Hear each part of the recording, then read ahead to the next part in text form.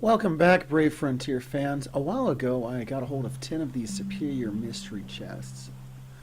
These are the ones that you pay way too much for when you donate to your guild. And I opened them all up. I was hoping to get, I don't know, something good. So here's the situation. When you get these chests, more often than not, what you get is worth more than what you spend for the points. But the carryover is that often what you get with those points isn't worth it for you. It might not be for a sphere you're crafting at the time. And that's kind of what happens here. I'm mostly posting this to show that just because you can get these doesn't mean you should. As you can tell, I get a lot of stuff that's not really worth the price of entry. It's kind of like hoping to get a decent unit when you're pulling from the gate and everyone else gets something good but you. When you saw there, I got a sphere, which I already had, so it doesn't really do me any good. It's always nice to get something like distilled ether, something that's worth a lot of points.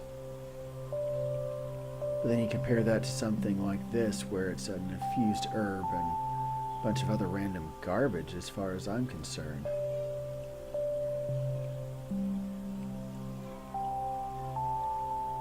So it's definitely kind of a gamble, and I would encourage you to be careful when you're purchasing these.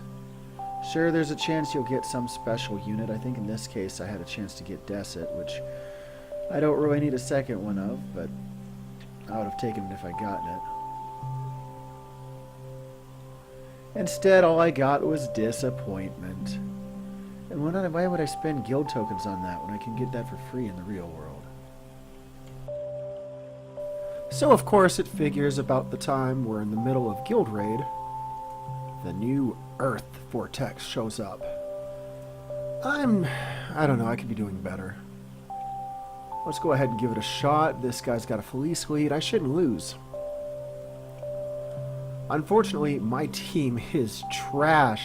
I've got 2 units in it. Zevalha, the ruling god, and Steel Magus Desert. These 2 will survive. These 3 gonna die. Well, Freed sometimes survives just off of his hit points alone. Well, we just managed to paralyze 2 and curse 3. This is 1. Goodbye.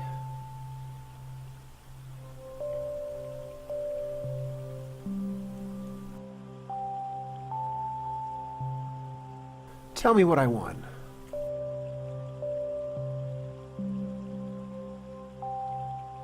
Well, 118 points is better than kicking balls, I suppose. Speaking of Guild Raid, Season 6 is over, and Brave Frontier Society managed to reach 58th, which I think is pretty respectable. And anyone who says otherwise can frankly go do things themselves. I was kind of surprised to see how well I personally did, point-wise, as we'll see here. But I feel that that's kind of a false positive, because the people that were directly below me were all working together, they were all coordinating better, they were working on having some new, I hesitate to say techniques because that's not quite it, but basically the plan of how they were farming points changed. And so you really saw a lot of people working together to adjust to that change. So a huge shout out to all of you, except Jags. I can't believe you got that stupid Natsu unit so early. Die in a fire. Big shout out to all of you. Nate, yeah, you can die in a fire too, buddy. Seriously. In this thread, people that can die in a fire.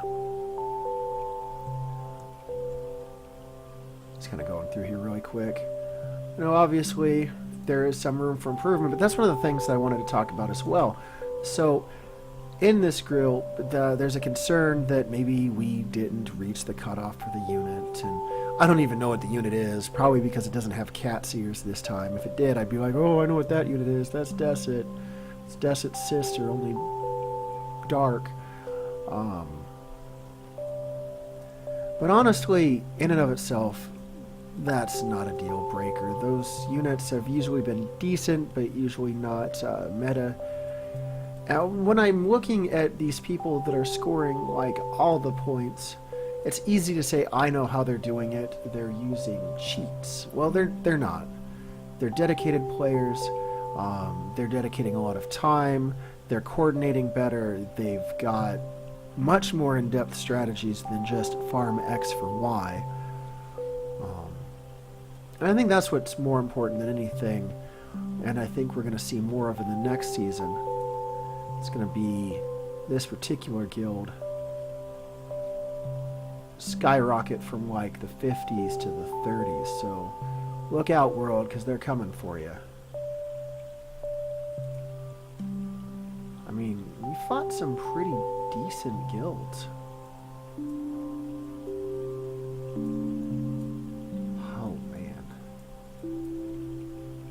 Just showing off there a little bit, I guess. Oh, hey, the phase has changed, in case anyone was curious. But overall, great job, Brave Frontier Society. And thanks for having me, because seriously, about the only reason I stick around in this game isn't the drops, isn't the scores, isn't... Oh, sure as hell isn't the summon rates. God, I'm so sick of those. But it's you guys. Also, you're all gay. Quit coming after me. I might be projecting there, I'm not sure. As you can tell, I've been playing this game for a little bit. Accomplished a few things.